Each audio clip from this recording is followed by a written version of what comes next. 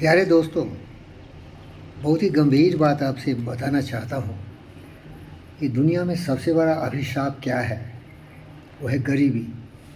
गरीबी का मतलब कि आपके पास पैसे उतने नहीं हैं जिससे कि आप अपनी ज़िंदगी को संवार सकें, खुशहाल बना सकें, अपनी जो दैनिक आवश्यकता हैं उनकी पूर्ति नहीं कर सकें। आपके जो शारीरिक, मानसिक सारी समस्याओं के समाधान के लिए जितने धन दौलत की आवश्यकता है अपर्याप्त मात्रा में है, और आपकी और सारी इच्छाएं हो सकती हैं, अच्छे घर, अच्छी गाड़ियाँ, अच्छे एसयूवी, गुरखा खास के जो मेरा बहुत ही प्यारा है, और वैगन जी मर्सिडीज़ का।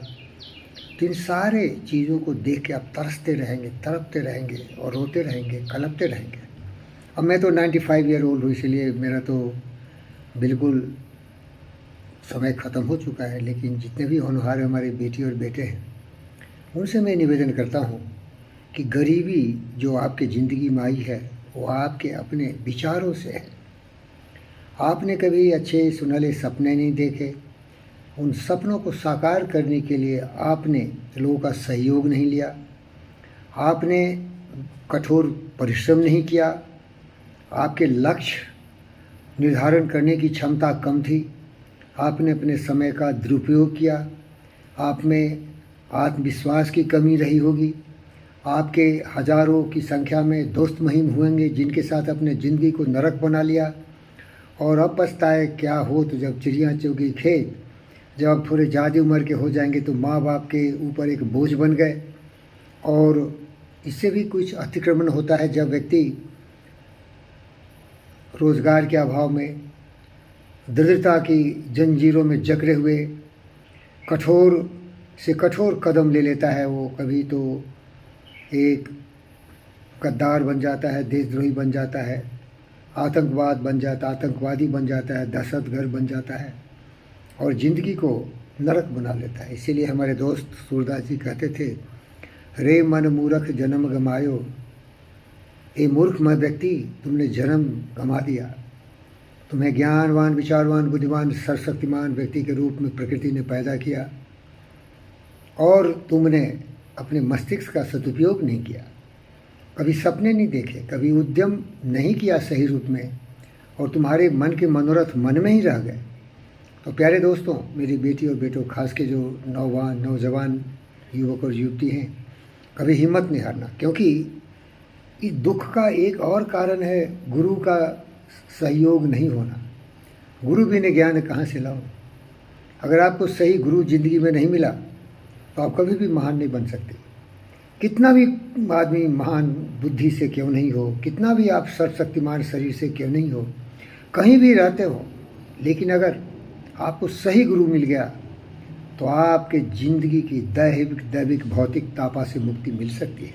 मैं वैसा ही गुरु आपका चरण स्पर्श करता हूँ बेटी और बेटों का, और आपको निवेदन करता हूँ कि आप सबसे पहले लक्ष्य निर्धारित करो, क्योंकि कोई नहीं बताया होगा। स्कूल कॉलेज भेज देंगे, पढ़ लिख लोगे, कुछ डिग्री मिल जाएगी, कुछ करोगे, BA MA BSc MSc कर लोगे, हो सकता है MPhil PhD भी कर लोगे, फिर भी बेरोज़गार होकर रोड पर भटकते रहोगे, दर्द की ठोकरी खाते रहोगे। जब किसी को अच्छे गाड़ी में चलते होगे तो तरस के रह जाओगे, साइकिल भी नहीं होगा तुम्हें।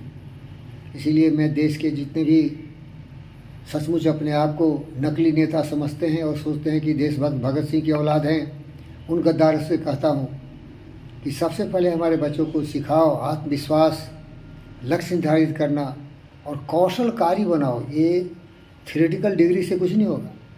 इतिहास, भूगोल, खगोल, फिजिक्स, केमिस्ट्री, मैथमेटिक्स पढ़ लोगे ना, एक स्कूल में टीचर बड़ी मुश्किल से मिलेगा, लेकिन तुम्हारे मन के अरमान मन में ही रह जाएंगे। कभी तुम शायद पोर्शा काइन भी नहीं देखोगे, गाड़ी कैसी होती, केवल यूट्यूब पर देख सकते हो। तुमको कभी भी गुरखा भी चलाने का मौका नहीं मिलेगा, जो कि 18-19 लाख की गाड़ियाँ हैं। तुम्हें कभी स्कॉर्पियो महिंद्रा का भी नसीब नहीं होगा। केवल साइकिल चलाओगे या बहुत होगा तो स्कूटर खरीद लोगे, टीचर हो तो।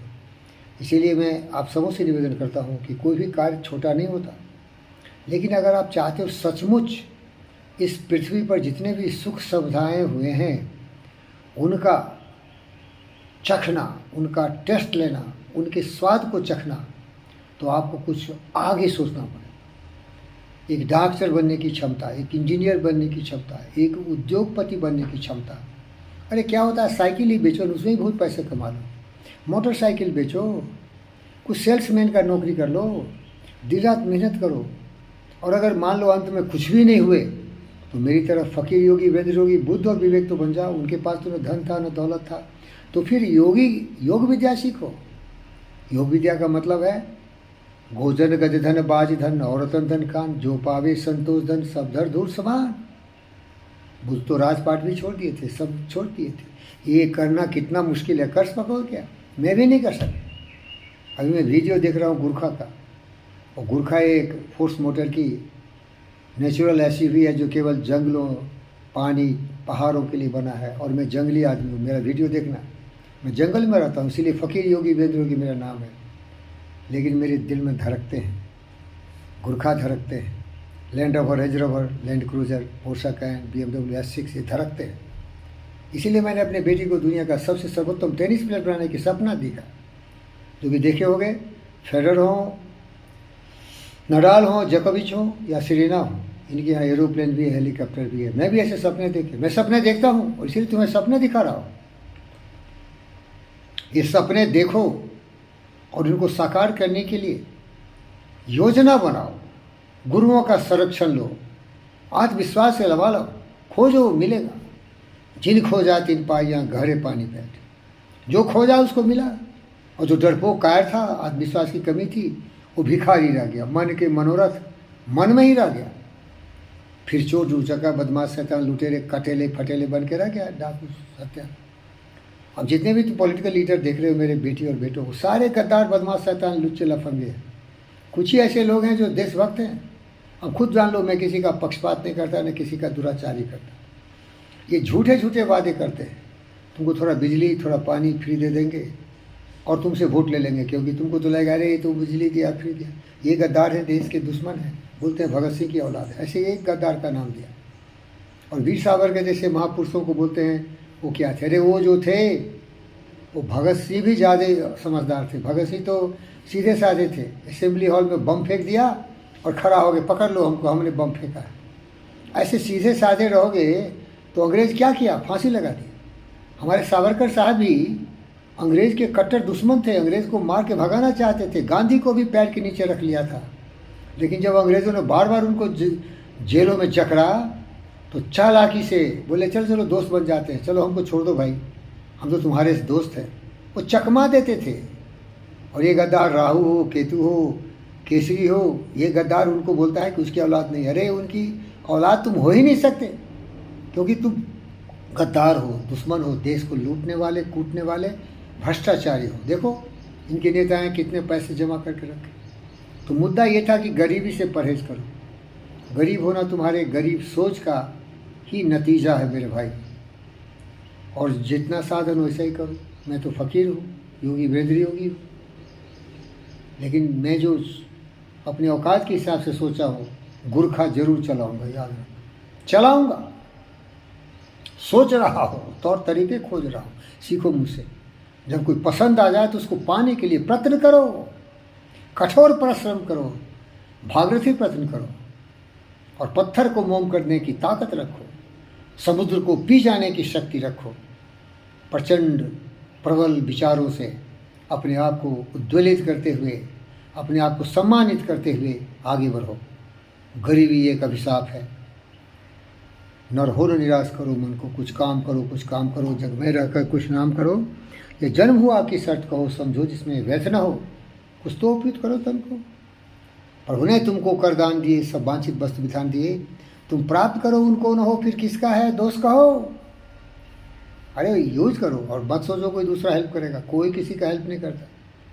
जो अपनी मदद करते हैं किसी की तरफ मुंह उठा के नहीं देखते हैं, संघर्ष करते हैं, विपत्ति बाधाओं से लड़ते रहते हैं, आगे बढ़ते रहते हैं, और ज़िंदगी को एक बिल्कुल पटकथा का एक नायक के रूप में समझते हुए दुनिया के लिए मिसाल बन जाते। वो है वैसे ही उसी दिल का आदमी है तुम्हारा गुरुजी फ़कीर योगी वीरेंद्र। जागो, बारी शक्ति विश्वास मत करो, करके विधिवाद में खेद करो, निर्लक्ष्य भेद करो, बनता बस उद्यमी विधि है, मिलती जिससे सुख की नदी है। समझो न घृत निष्क्रिय जीवन को, नर हो मैं निराश करूँगा। गरीबी बहुत बड़ा अभिशाप है। गरीब इसीलिए बन जाता है कोई जब उसकी दिमाग की सोच की शक्ति गरीब हो जाती है। जगाओ अपनी आत्मा को, बुद्धि को। धन्यवाद।